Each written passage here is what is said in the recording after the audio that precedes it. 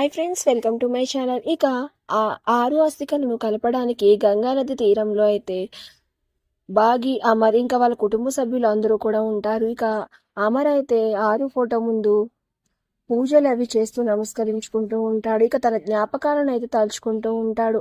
ఇక దూరంగా ఇదంతా గమనిస్తూ చంబా, గోరా అయితే చూస్తూ ఉంటారు. ఇక వాళ్ళందరూ కూడా వాళ్ళ అమ్మ ఫోటోని అలా చూస్తూ ఉండగా ఒక్కసారిగా అంజు అయితే తనలోకి ఏదో శక్తి ప్రవేశించినట్టుగా కోపంగా చంబా, గోరాలు ఉన్న వైపు చాలా కోపంగా చూస్తూ ఇక ఎటో నడుచుకుంటూ వెళ్ళిపోతుంది. ఎక్కడికి అంజు, ఎక్కడికి అంటూ పిల్లలందరూ కూడా, ఇంట్లో వాళ్ళందరూ కూడా అంజు వెనకాలైతే వెళ్తారు. ఇక అంజు అయితే గోరా, చంబా ఉన్న వైపు వెళ్ళి అక్కడ ఉన్నవి అస్థికలు కాదు, అక్కడ ఉన్నది బూడిద అని గట్టిగా అరుస్తుంది. ఇక వెంటనే వెనకాల ఉన్న పిల్లలు, బాగి అందరూ కూడా షాక్ అయిపోతారు.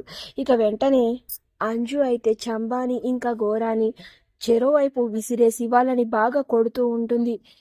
ఇక అంజుకి భయపడి గోరా, చంబా కూడా పారిపోతూ ఉంటారు. ఇక వాళ్ళు ఎంత పారిపోయినా సరే అంజు ఆగకుండా వాళ్ళని వెంబడిస్తూ కొడుతూనే ఉంటుంది. దాంతో గోరా అంజు మీద గెలవలేక ఇక ఆగు ఆగు అని తన బ్యాగ్లో ఉన్న అస్థికలను అయితే అంజుకి ఇచ్చేస్తాడు.